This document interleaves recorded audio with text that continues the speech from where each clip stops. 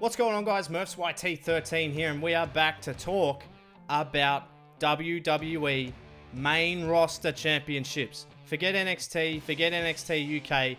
They're doing just fine. We're talking about the main roster.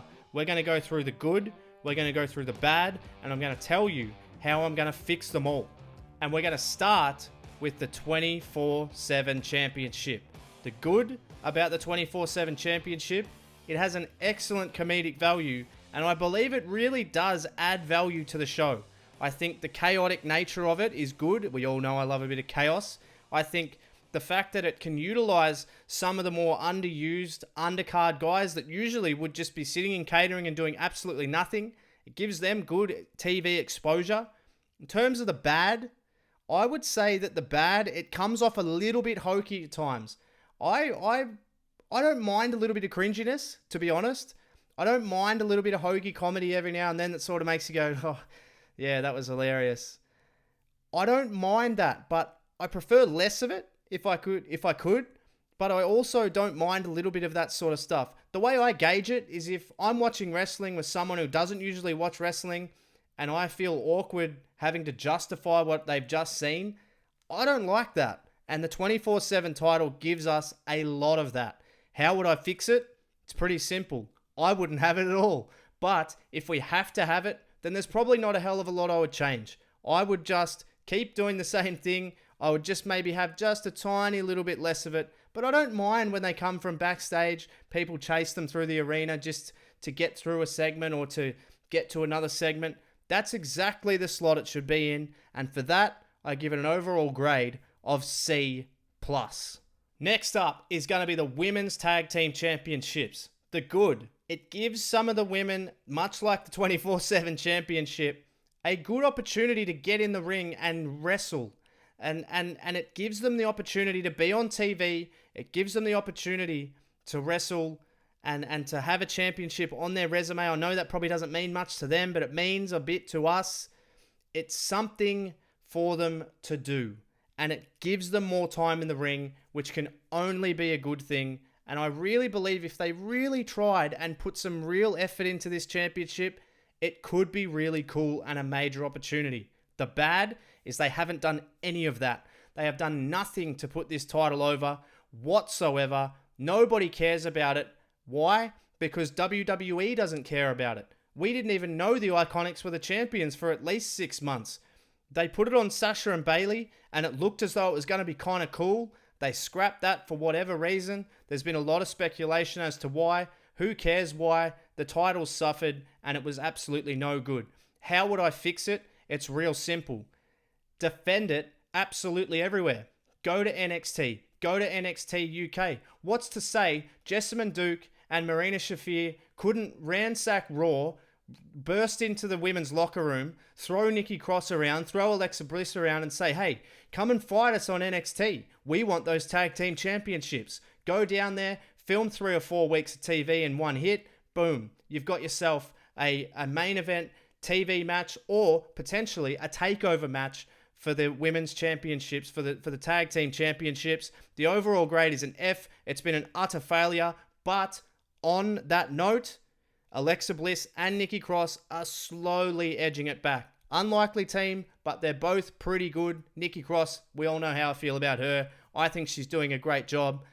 It's an F, but it could improve if they just put a little bit more work into it and just think a little bit about it.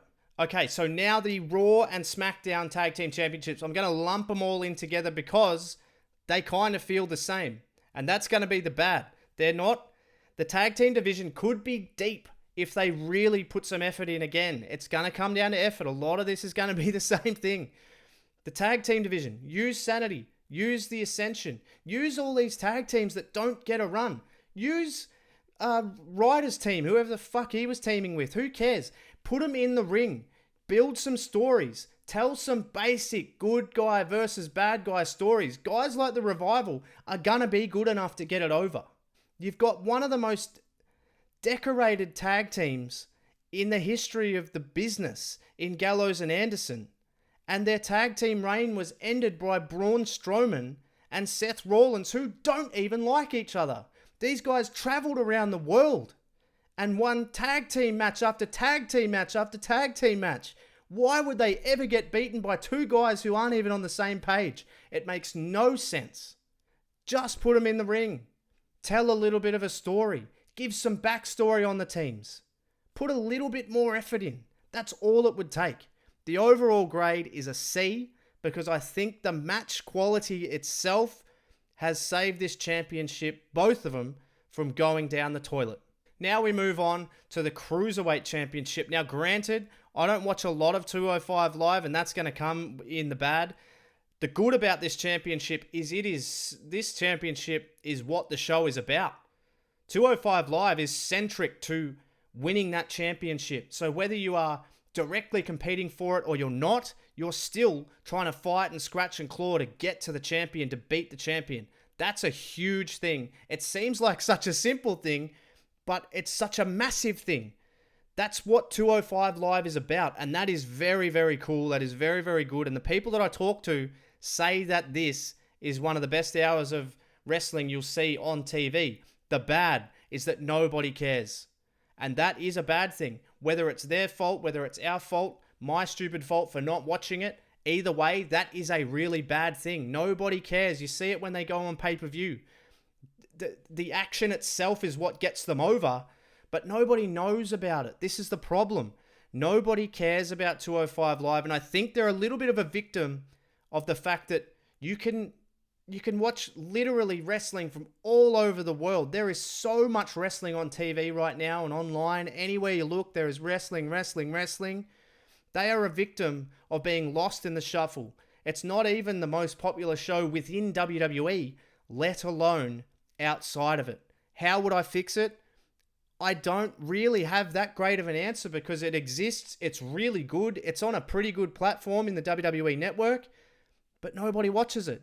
So maybe a solution that I came up with was maybe post full matches on YouTube, to try and hook people in. Post a full match of, post that Gable match from a few weeks ago against Jack Gallagher. Put that on YouTube in full and say tune in to see more of this every week on 205 Live. I wish I had a better answer, but the overall grade for the Cruiserweight Championship itself is a B because I think they have done a great job of establishing that as the centerpiece of that brand. Now we're going to talk about the United States Championship. This championship is one that I've loved for years and years and years. It's one that I've always thought had a lot of potential to really bring through the next crop of talent to be the final stepping stone before the WWE Championship or the Universal Championship. I think the best part about this title is that some of the best wrestlers in the company have held it. Joe, AJ, you've even got to look at John Cena, man. You look at Ricochet, you look at Kevin Owens. Some of the best people in the company have held this belt. It has a good history, a rich history of the best wrestlers on the brand. And the bad thing, though, is that the US title hasn't been given any kind of prestige over the last few months and years that it should have.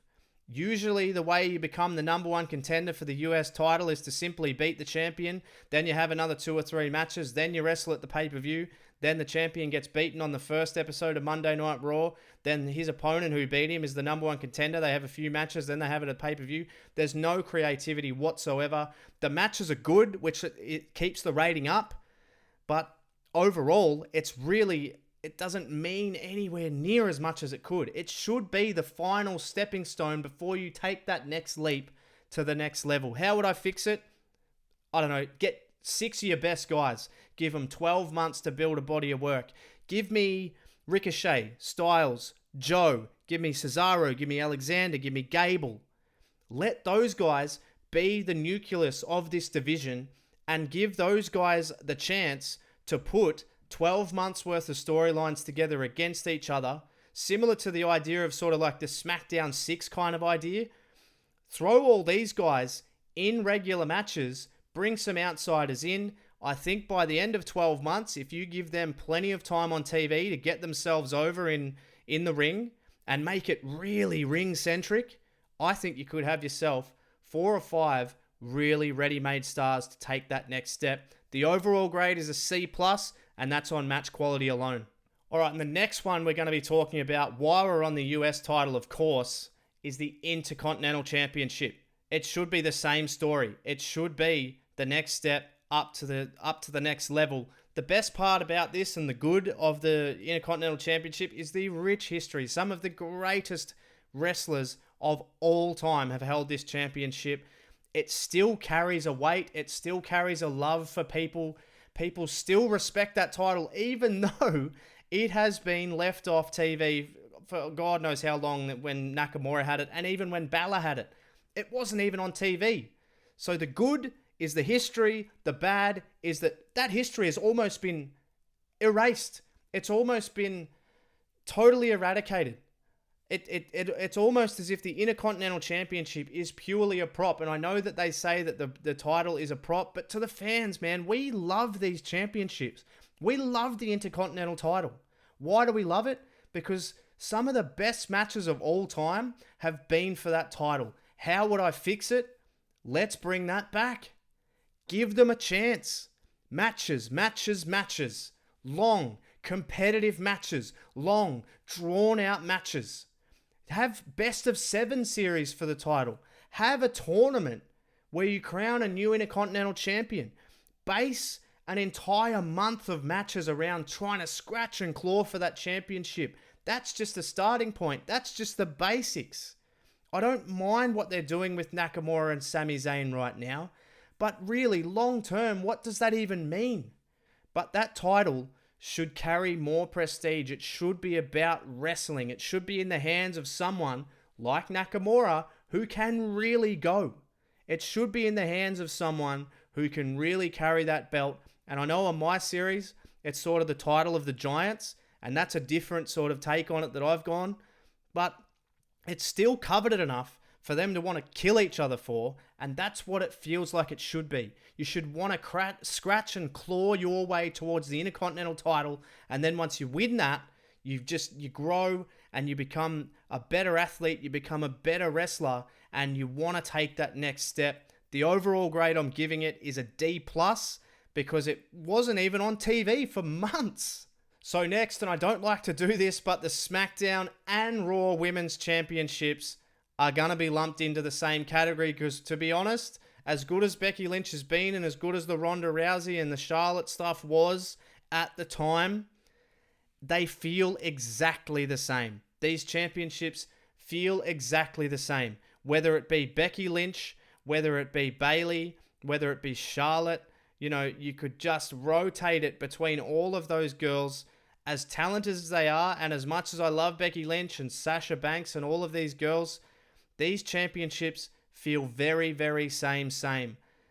The good part is that it does give a potential centerpiece for both brands. It does give Bayley the opportunity to be the centric figure on SmackDown. It does give Becky Lynch the chance to be the centric figure on Raw. The bad is that they don't do that.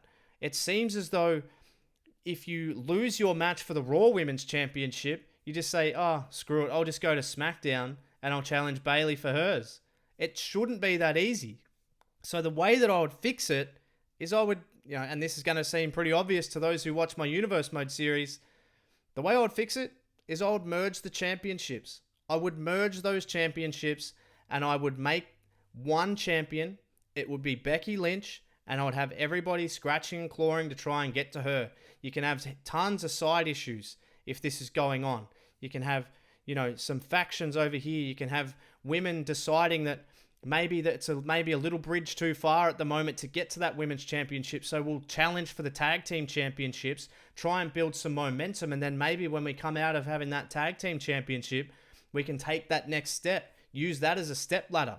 And then I feel like you can cycle people in and out and keep people fresh at the same time. The overall grade I'm going to give it, though, is a B. And I know that might seem high after everything I've just said, but I really, truly think that Becky Lynch and Sasha Banks have the chance, and they've brought that rating up very recently, have the chance to really turn this into something special. And along with Bayley now being a heel as well, somewhat, I think that both women's championships could really benefit, particularly if they both go to Sasha Banks and Bayley and they kind of dominate both divisions for a while. So next up is the Universal Championship. This one's a funny one because it started off, we'll start with the good. It started off really, really well. Finn Balor wins the championship. Immediately, everybody is rejoicing. Everybody's saying, man, this is going to be a cool championship if guys like Balor are going to hold it. Balor gets injured. That's unlucky. Then it goes to Kevin Owens. We're off to the races. This is the best. We've gone from Finn Balor to Kevin Owens. It feels fresh. It feels good. Now we go to the bad. And for the last 3 or 4 years, it's been held by, 4 people? Seth Rollins, Roman Reigns, and Brock Lesnar, and probably one other that I can't even think of right now. I think it's pretty much just those 3. The bad about this championship is it's gone Reigns to Lesnar, Lesnar to Reigns, Reigns to Rollins, Rollins to Lesnar, Lesnar to Reigns, Reigns to Lesnar, Lesnar to blah, blah, blah. It's ridiculous. We need to expand the division, and that brings me on to how I would fix it. The division needs to be expanded. You need to take guys like Drew McIntyre, right? And it sounds crazy, but you need to take guys like Bobby Lashley and put some credibility on them. There's no one who's credible enough outside of Brock Lesnar to take that championship. You can't tell me that Baron Corbin is a viable option. You can't tell me that any of these guys that they're throwing at him, Braun Strowman, they had Strowman to a point where he probably could have been a viable challenger, but now I don't even want to see Braun Strowman with that championship because he's been devalued himself as well. You've got to expand the roster. You've got to make sure you have a crop of talent that are capable of challenging legitimately. Otherwise, the title means nothing and it's just on Seth Rollins' arm. You need to make more credible stars, and this plays into the United States Championship or the Intercontinental Championship picture, whichever show it's on at the time. You need to build a crop of stars who are capable of being viable challengers for that championship. The overall grade for the Universal Championship is a C+. Hey, here's an idea that I've just thought of on the top of my head. Break Big E away from New Day, make him a single star, and throw him at Seth Rollins. How's that for an idea? I don't know. I don't know where I would have heard that from. So the next one and the final one is going to be the WWE Championship. Now, this is a championship that I hold close to my heart because it has been held by the best wrestlers of all time. This is the championship in the WWE. I don't care what anyone says. You could have Goldberg hold the Universal title. You could have Lesnar hold the Universal title. This is the one that matters to the fans. I guarantee you the WWE Championship should be what it is all about. It should be what it is all about. And the good of this title is I believe it has been the best booked championship on the roster for a few years now. Guys like AJ Styles have held it. Guys like Daniel Bryan, my boy, have held it. Kofi Kingston's reign has been fantastic. The bad is at times it has been shoved down the card a little bit too much for my liking. So it's been made to feel secondary to the Universal Championship, even though it has just this incredible lineage. And some of the people that they've chosen to put on it, or put the title on, rather, have been questioned. And I'm looking at you, Jinder Mahal, because it has been a real rough period through that little period there with Jinder Mahal. And it quite often it gets thrown around and it gets chopped and changed a little bit too quickly as well. But recently, it's been really, really good. Kofi Kingston's reign has been fantastic. How would I fix it? To be honest, I'm pretty content with how the championship is at right now. I think Kofi Kingston is a really good champion. I think his reign has been really good. I perhaps would have kept it on Daniel Bryan. That's maybe something that I would have changed in hindsight, because I feel like he could have used that real steam to come in after WrestleMania. He's just knocked off the hometown hero. You maybe could have drawn that out and maybe had Kofi even win the title even further down the line at SummerSlam, but I'm nitpicking. It was a great moment with Kofi. Everybody loved it. It was fantastic.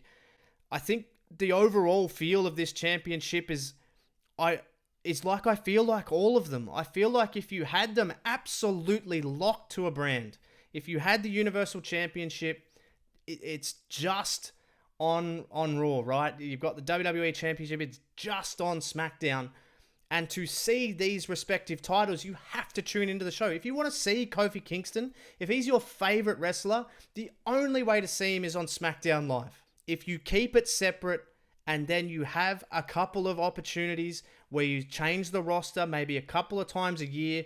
It creates excitement. It brings the championships up, because all of a sudden Kofi may have had the title for 4 or 5 months. All of a sudden you have a trade period or you have a draft. All of a sudden there's 3 or 4 new challenges, and Kofi's like, oh no, I've got to defend against these guys now. The overall grade I'll give for the WWE Championship is a B+. I think that's the highest from memory that I've given. There's no A's. I think the WWE Championship is as close to an A as you could get. So let me know what you guys think in the comments below. Give me a thumbs up if you enjoyed it. Give me a thumbs down if you didn't. Let me know how I can improve as well. Give me your ratings. That's what I'm really most interested in. I want to know what you guys think. That's why I make these videos. That's the only reason I make these videos, is to get what your guys' thoughts are on all of these issues and all of these titles. Give me your ratings. Let me know. As always, for Murph's YT13, thank you so much for watching, and I'll catch you on the next one.